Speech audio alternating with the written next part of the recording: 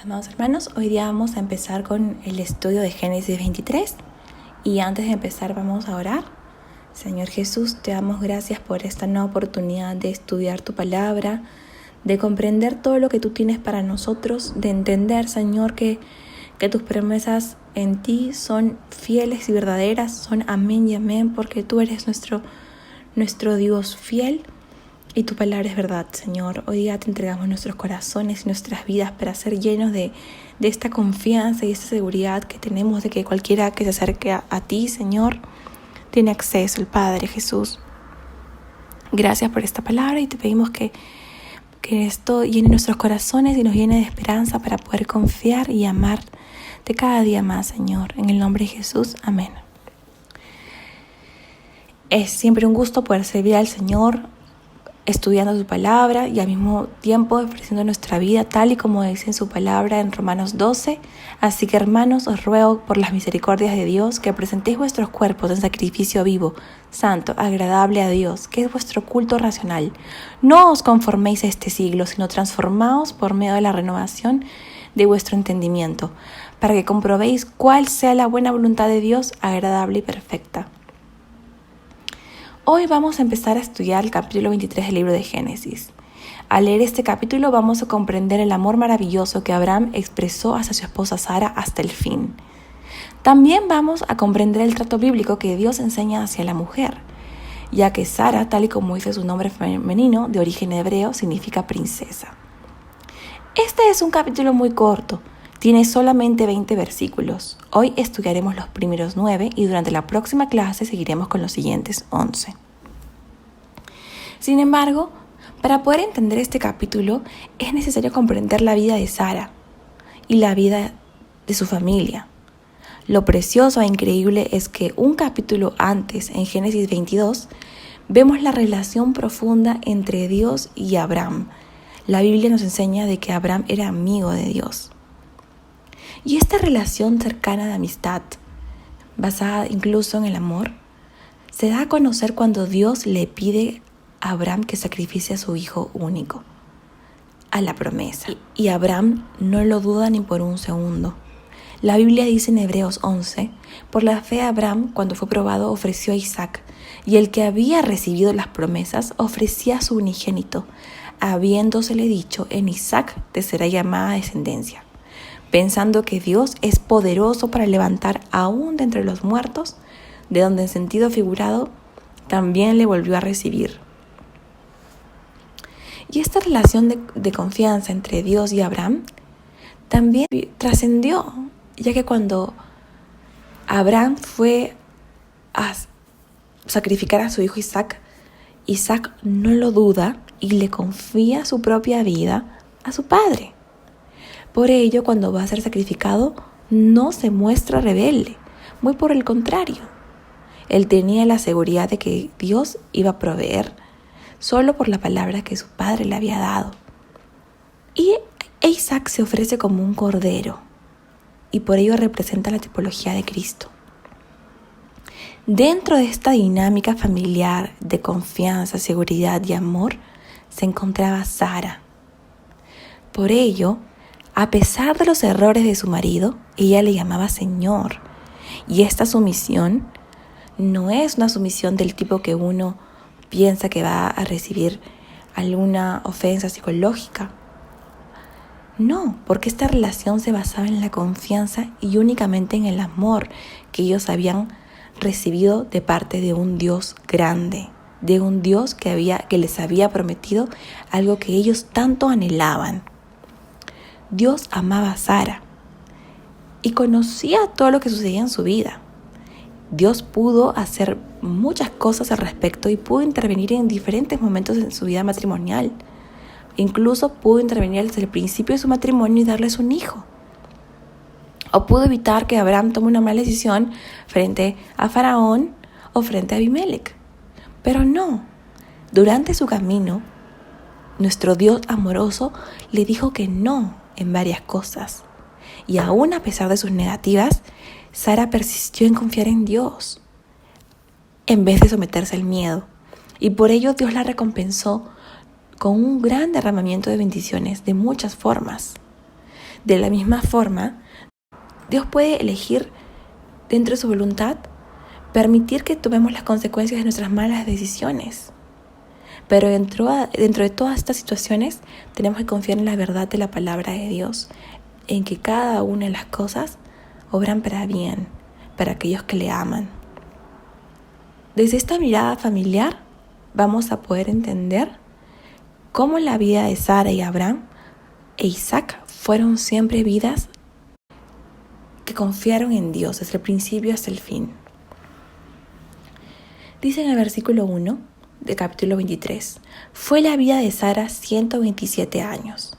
Tantos fueron los años de la vida de Sara. Y murió Sara en Kiriat Arba, que es Hebrón, en la tierra de Canaán. Y vino Abraham a hacer duelo por Sara y a llorarla. Y se levantó Abraham de delante de su muerta y habló a los hijos de Et, diciendo, extranjero y forastero soy entre vosotros.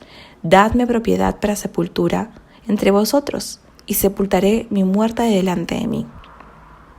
Y respondieron los hijos de Et a Abraham y le dijeron, óyenos, Señor nuestro. Eres un príncipe de Dios entre nosotros. En lo mejor de nuestros sepulcros, sepulta a tu muerta. Ninguno de nosotros te negará su sepulcro, ni te impedirá que entierres a tu muerta. Y Abraham se levantó y se inclinó al pueblo de aquella tierra, a los hijos de Et, y habló con ellos diciendo, si tenéis voluntad de que yo sepulte a mi muerta delante de mí, oídme e interceded por mí con Efrón, hijo de Zohar, para que me dé la cueva de Macpela, que tiene al extremo de su heredad, que por su justo precio me la dé, para posesión de sepultura en medio de vosotros. El nombre de este capítulo se llama Sepultura de Sara. Sin embargo, la Biblia comienza celebrando su vida. Lo vemos en el versículo 1. Sara murió cuando tenía 127 años. Y la Biblia representa a una Sara común y corriente. Pero sin embargo, dice, por la fe, también la misma Sara, siendo estéril, recibió fuerza para concebir y dio a luz aún fuera del tiempo de la edad, porque creyó que era fiel quien lo había prometido. La confianza de Sara no estaba en su cuerpo ni en el tiempo, sino en Dios, en la fidelidad de un Dios soberano. Sara, como hemos venido estudiando, fue la esposa del patriarca Abraham, quien a pesar de su esterilidad y su vida llena de dificultades, aciertos y desatinos como mujer de carne y hueso, nunca perdió la esperanza y le creyó a Dios para dar a luz a su hijo Isaac, quien se lo prometió. Podemos aprender mucho de la vida de Sara. Podemos saber que ella era una mujer hermosa físicamente, con una belleza legendaria. A donde quiera que ella iba recibía elogios y privilegios por su hermosura. Sara además era 10 años menor que Abraham. Era media hermana de Abraham por parte de Taré, su padre. Sara era estéril, no podía tener hijos. Sara acompañó a Abraham en el viaje a Canaán, un viaje realizado en obediencia a Dios. Y es interesante porque la vida de Abraham fue una vida de obediencia, pero esta obediencia no se puede dar si es que no hay confianza. Confianza es la respuesta de un Dios grande. Dios tenía un propósito al elegir a Abraham y fue hacerlo padre de una gran nación. Israel estaba comprometida con Dios para mantener y preservar la verdad por la eternidad. Hoy en día nosotros somos hijos del Padre de la fe, que es Abraham. Sara creyó en la promesa de Dios. Fue madre a los 90 años y pasaron 25 años desde que se les hizo la promesa a Abraham de que sería padre de una nación grande. Y dentro de las virtudes y defectos de Sara podemos entender que ella acompañó a Abraham en su viaje a Canaán, con entusiasmo, ansiosa y con mucho gusto. Era una esposa sumisa y devota por su marido. Sara era una mujer muy dedicada a su marido, por lo cual aceptó la proposición de su esposo de pasar como su hermano en Egipto debido a su cautivante belleza y porque Abraham tenía miedo de morir. Sara creyó por su gran fe en Dios que sería madre a pesar de ser estéril. Pero la esterilidad de Sara fue una gran carga para su vida. Fue una carga que no se la pudo entregar por completo a Dios y no pudo descansar. Por ello que a los 65 años, y ya viviendo en Canaán y sin tener hijos, se desesperó y sintiéndose frustrada quiso hallar una solución humana a su esterilidad y se puso en el papel de Dios. Y recurrió a una ley terrenal en la cual ella podía entregarle una de sus esclavas para que ella pueda tener descendencia de una de ellas. Y Abraham, por complacerla, cayó y tuvieron una hija con Agar, una esclava, concubina. Al pasar los años se dio cuenta del grave error y por ello Abraham tuvo que despedir a Ismael, a su hijo y a Agar, y ella seguía sin poder concebir. Luego también vemos en Génesis 18 cómo Sara, siendo una mujer hospitalaria al atender a sus huéspedes, y también Sara siendo de 90 años viajando a Gerar y siendo el rey Abimelech quien queda prendado de su belleza nuevamente, y Abraham vuelve a tener temor y la presenta como su hermana, pero ahí Dios interviene y Abimelech les ofrece regalos y los despide, porque Dios no permitió que Abimelech toque en ningún momento a Sara. Sara se rió de sí misma en lugar de mostrar señales de incredulidad cuando escuchó a los visitantes divinos decir que iba a ser madre en su vejez, y tuvo temor de decir que no se había reído. Y al fin ella recibe la promesa de ser madre y tuvo a su hijo Isaac, cuyo nombre significa risa. Entonces vemos a una mujer que batalló contra el desaliento, y eso es algo que tenemos que resaltar, porque en nuestra vida siempre vamos a tener batallas y luchas, pero ella es un ejemplo de que ella batalló contra el desaliento con continuos cambios de humor y pudo disfrutar en su vejez el ser madre. Sara fue una esposa fiel que vivió sus últimos años con alegría y paz. Sara murió habiendo vivido una vida plena, habiendo disfrutado 37 años con su hijo Isaac.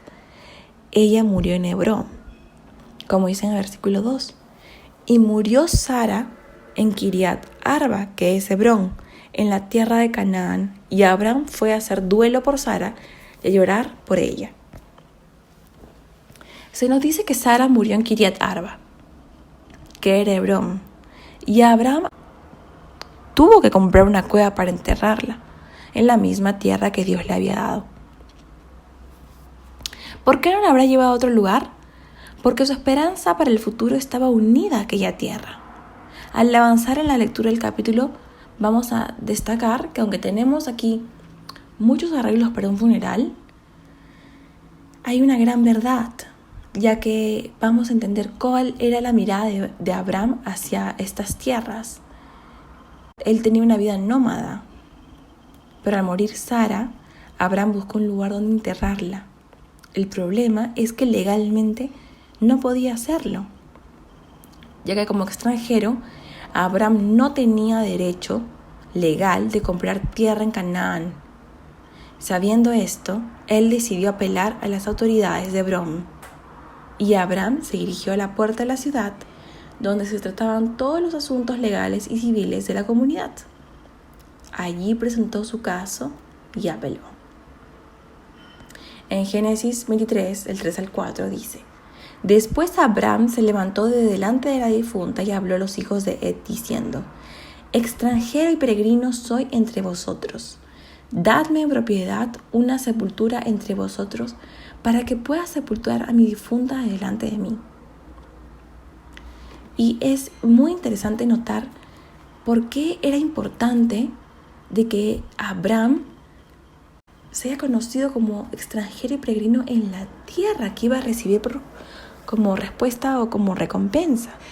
Y ese es el ejemplo que nosotros también tenemos que recibir, Porque la Biblia dice que por la fe habitó como extranjero en la tierra prometida, como en tierra ajena, morando en tiendas con Isaac y Jacob, coherederos de la misma promesa. Porque esperaba la ciudad que tiene fundamentos, cuyo arquitecto y constructor es Dios. Y esto es muy importante, porque hoy en día vemos a muchos cristianos que terminan poniendo su esperanza en las cosas naturales, en las cosas terrenales, y cuando uno enfrenta la pérdida de cualquier propiedad o cualquier sueño, entra inmediatamente el desánimo o la decepción y podemos atribuirle a Dios nuestra desconfianza o nuestra amargura. Pero Abraham era un hombre que había sido muy bendecido por Dios, no porque él tenía la mirada en sus logros o en las cosas que él había adquirido en su vida, sino porque él jamás puso su esperanza en la promesa, sino en el Dios dueño de la promesa. Y él por fe vivió en la tierra prometida. Y la Biblia también dice que ellos ellos buscaban una patria. Pero si hubiesen estado pensando en aquella de donde salieron, ciertamente tenían tiempo de volver. Si uno piensa en aquellas cosas del pasado, en las cosas que uno dejó por el Señor, uno puede comparar las situaciones y podemos menospreciar la vida eterna que el Señor ya nos dio por los deleites temporales. Pero la Biblia dice que ellos anhelaban una mejor. Esto es celestial, por lo cual Dios no se avergüenza de llamarse Dios de ellos, porque les ha preparado una ciudad. Cuando nuestra mirada, nuestra esperanza, la razón de nuestra vida está puesta en lo eterno, absolutamente nada de lo que nos sucede en esta tierra va a poder interferir en nuestra visión, en nuestra mirada de Dios. Dice luego en el versículo 5 y 6, y los hijos de Ed respondieron a Abraham diciéndole: Óyenos, Señor nuestro, eres un príncipe poderoso entre nosotros. Sepulta a tu difunta en el mejor de nuestros sepulcros, pues ninguno de nosotros te negará su sepulcro para que sepultes a tu difunta.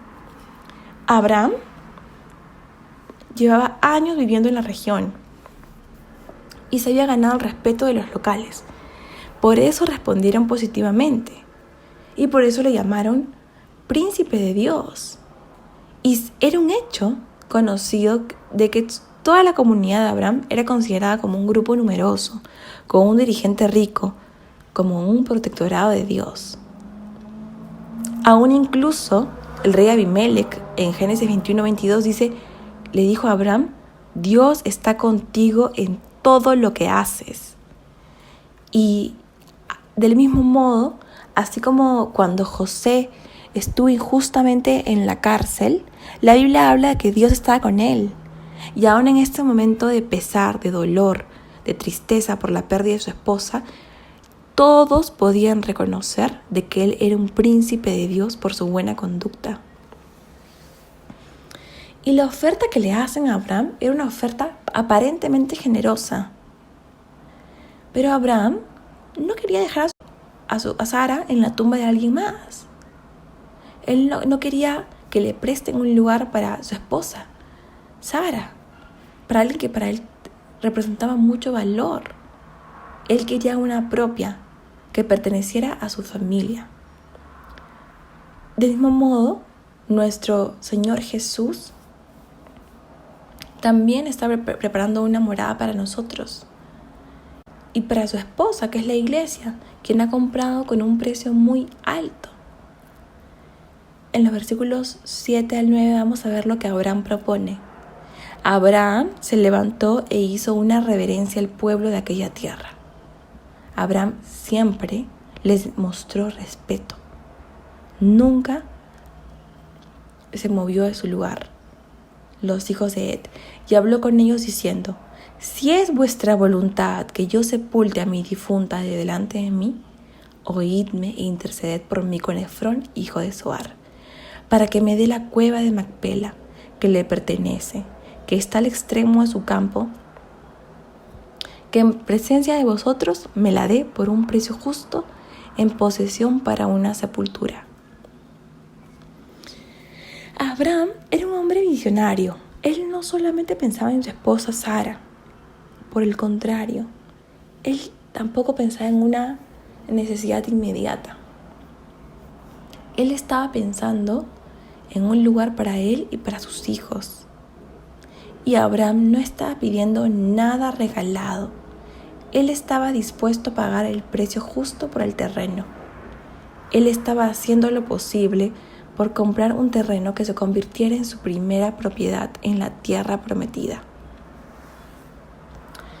Hoy en día, el judaísmo considera a este lugar, a la cueva de Macpela, como el segundo más importante después del Templo de Jerusalén, ya que fue el primer trozo de tierra del país que fue comprado, para que no se diga a ellos que la han robado.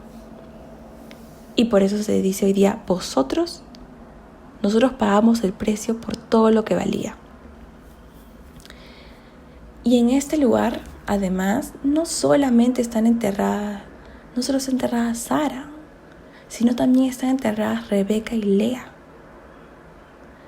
Y es muy importante resaltar que la que no fue enterrada en este lugar fue Raquel, la esposa de Jacob, porque ella se quedó en el camino. Ella no pudo confiar plenamente en el Señor. Y ese es el lugar del sepulcro de los patriarcas. Y es muy interesante mirarlo desde otra perspectiva más actual, cuando vemos que hoy en día escuchamos a muchas personas decir que en el Antiguo Testamento había un patriarcado donde a las mujeres se les sometía. Pero a través del ejemplo familiar entre la vida de Abraham y Sara, podemos entender de que Abraham estaba listo para pagar un precio muy alto por estas tierras, y lo vamos a ver en la siguiente porción del estudio de este capítulo. Pero lo más interesante y lo más importante es que cuando un hombre y una mujer están delante de Dios, ambos son capaces de desempeñar los roles sociales dentro de una familia, los roles económicos dentro de una familia, y poder entender la importancia de la dignidad tanto del hombre como de la mujer. Y una y otra vez vamos a encontrar versículos y capítulos enteros donde existen pasajes donde se describe el valor importante de la mujer, como es el caso de Sara, y entender que el cumplimiento de la promesa para Abraham no se podía llevar a cabo sin la vida de una Sara. Y la promesa de Dios para Sara no se podía llevar a cabo sin un Abraham. Y la promesa de Dios para todos los hijos e hijas de la fe no se hubiera podido llevar a cabo sin ningún Abraham, Sara, porque de ahí viene nuestro Cristo, el Redentor de nuestras vidas. Y a lo largo de la historia, Dios usa mujeres valientes que estuvieron dispuestas a dejar su vida para seguir a Dios. Dentro de ellas encontramos a Rahab, que siendo una ramera, creyó en el poder y en la grandeza del Dios de los hebreos. Y dentro de ella vienen las generaciones del rey David. Incluso Ruth, la moabita, quien estuvo dispuesta a dejar su pueblo por seguir a Noemí, su suegra, quien también es parte de la genealogía del rey David. O cómo dejar de lado a una María siendo adolescente y siendo el vaso que el Señor utilizó para poder traer a Jesús, nuestro Salvador. Sin embargo, el evento que prueba la verdad poderosa de nuestra fe, la resurrección, tuvo también por testigo 2 mujeres. Pero sin embargo, ¿de dónde viene toda esta idea de la idea tradicional de que la mujer queda en un rol completamente relegado, no formando parte de recibimiento de ninguna promesa, sino del pecado o de las religiones tradicionales del mundo. Pero el Señor nos enseña algo completamente distinto en la palabra. El Señor nos habla de una mujer del Proverbios 31. Nos habla que la mujer ideal es aquella que tiene a su marido confiado en ella. El corazón de su marido, dice la palabra, que está en ella confiado y por lo tanto no carecerá de ganancias. La mujer de la palabra dice que le da ya bien y no mal todos los días de su vida. La mujer del Proverbio 31 es una mujer que busca la lana y el lino y con voluntad trabaja con sus manos. Es como nave de mercader que trae su pan de lejos. Se levanta aún de noche y da comida a su familia y ración a sus criadas. Una Sara que tenía criados, considera la heredad y la compra y planta viña del fruto de sus manos. Una mujer trabajadora, ciñe de fuerza sus lomos y de fuerza sus brazos. Ve que van bien sus negocios. Su lámpara no se apaga de noche. Aplica su mano al uso y sus manos a la rueca. Incluso alarga su mano al pobre y extiende sus manos al menesteroso. No tiene temor de la nieve por su familia, porque toda su familia está vestida de ropas dobles. Ella se hace tapices de lino fino y púrpura. Es su vestido. Su marido es conocido en las puertas cuando se sienta con los ancianos de la tierra. Es una mujer emprendedora. Hace telas y vende y da cintas al mercader. Fuerza y honores son su vestidura y se ríe de lo porvenir como una Sara que reía. Abre su boca con sabiduría y la ley de clemencia está en su lengua. Considera los caminos de su casa y no come el pan de balde. Se levantan sus hijos y le llaman bienaventurada, y su marido también la alaba. Engañosa es la gracia y vana la hermosura, pero la mujer que teme a Jehová, esa será alabada. Dadle el fruto de sus manos y alábenla en las puertas sus hechos. Del mismo modo sucedía con Sara, una mujer cercana a Dios, una mujer que tenía una relación con Dios, donde el esposo también tenía una relación con Dios, donde su hijo tenía una relación con Dios, y esta relación de confianza en Dios hacía que ellos pudieran ser capaces de administrar los dones, las cualidades, los talentos que Dios les había dado, porque cuando Dios creó al hombre y a la mujer, los hizo conforme a su imagen y a su semejanza, ni uno mejor que el otro. Y ha sido el pecado lo que nos aparta de nuestra dignidad, lo que nos aparta de nuestro valor. Pero desde un principio Jesús, cuando vino a transformar nuestro mundo y se encontró con una mujer samaritana llena de errores, la redimió. La mujer creyó y fue líder de un pueblo. Fue la primera mujer misionera. Pero ¿cómo llevar a cabo esos atributos que Dios nos ha dado tanto al hombre como a la mujer? Y el Señor nos habla de eso en Efesios, cuando dice: someteos los unos a los otros en el temor de Dios. Las casadas estén sujetas a sus propios maridos, como al Señor, porque el marido es cabeza de la mujer, así como Cristo es cabeza de la iglesia, la cual es su cuerpo, y Él es su Salvador. Así que como la iglesia está sujeta a Cristo, así también las casadas lo estén a sus maridos en todo. Maridos, amad a vuestras mujeres, así como Cristo amó a la iglesia y se entregó a sí mismo por ella para santificarla, habiéndola purificado en el lavamiento del agua por la palabra. Si no nos acercamos a la palabra de Dios, nuestra vida no podrá ser transformada y no va a poder dar a conocer a Cristo, a fin de presentársela a sí mismo una iglesia gloriosa, que no tuviese mancha ni arruga, ni cosa semejante, sino que fuese santa y sin mancha. Así también los maridos deben amar a sus mujeres como a sus mismos cuerpos.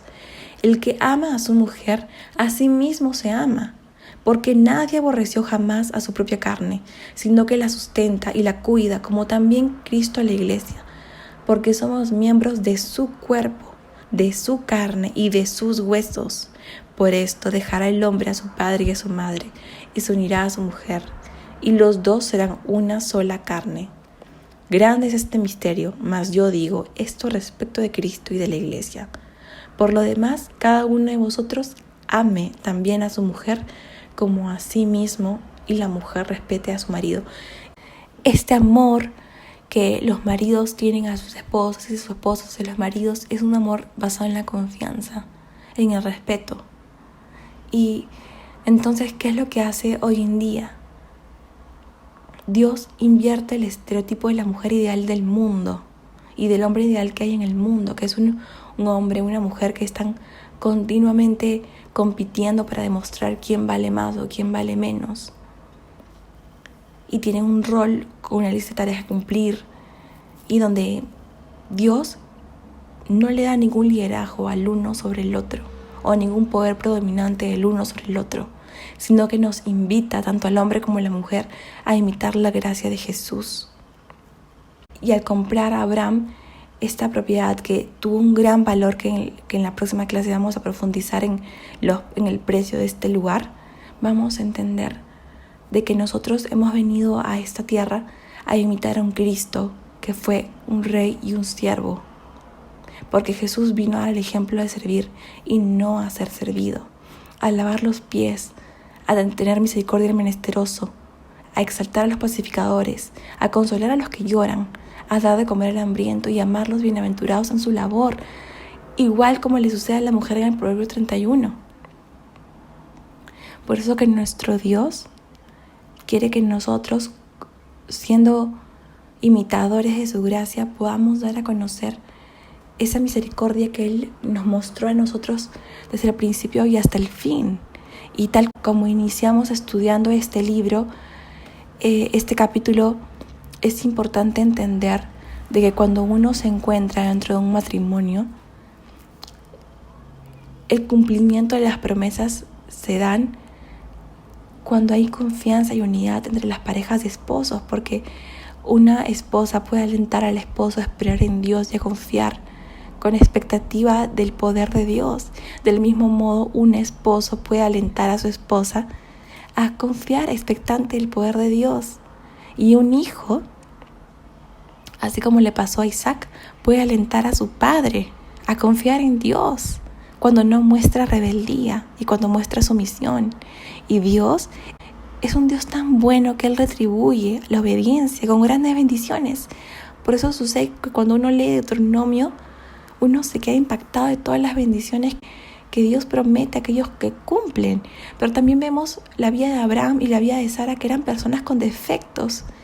Y ellos nos demuestran a todos nosotros que solamente hay una cosa que es necesaria, y es tener fe. Y en Romanos 4, ya cerrando, vamos a entender cuál es la correcta actitud que debemos tener en una familia para recibir las promesas de Dios. Porque dice: por tanto es por fe para que sea por gracia, a fin de que la promesa sea firme para toda la descendencia, no solamente para lo que es de la ley, sino también para lo que es de la fe de Abraham, el cual es padre de todos nosotros. Porque dice en el versículo 17: te he puesto por padre de muchas gentes delante de Dios, a quien creyó, el cual da vida a los muertos y llama las cosas que no son como si fuesen. Él creyó en esperanza contra esperanza, para llegar a ser padre de muchas gentes, conforme a lo que se le había dicho: así será tu descendencia. Y no se debilitó en la fe al considerar su cuerpo, que estaba ya como muerto, siendo de casi 100 años, o la esterilidad de la matriz de Sara. Y Sara era muy consciente de las limitaciones, como ya vimos en Hebreos 11, de su cuerpo. Pero dice que tampoco dudó por incredulidad, igual que Isaac, de la promesa de Dios, sino que se fortaleció en fe, dando gloria a Dios. ¿Cómo podemos fortalecernos en fe para estar expectantes de las promesas de Dios? Si no es dando gloria a Dios, plenamente convencido de que era también poderoso para hacer todo lo que había prometido, por lo cual también su fe le fue contada por justicia. Y no solamente con respecto a él se escribió que le fue contada, sino también con respecto a nosotros, amados hermanos, a quienes ha de ser contada, a los que creemos en que levantó de los muertos a Jesús, Señor nuestro, el cual fue entregado por nuestras transgresiones y resucitado para nuestra justificación. Ellos son el ejemplo vivo y claro para nosotros, para que nosotros podamos creer en que Dios es un Dios de imposibles, es un Dios que puede resucitar las promesas, nuestros sueños. Y depende de nosotros en dónde pongamos nuestra confianza. Si es que es en Dios y por lo tanto seamos de aliento para nuestra familia, o si hacen las cosas naturales y terrenales y por lo tanto vivir una vida de desánimo. Hoy es la oportunidad que Dios nos da para vivir una vida creyendo, como dice en este versículo, en esperanza contra esperanza. Que Dios los bendiga.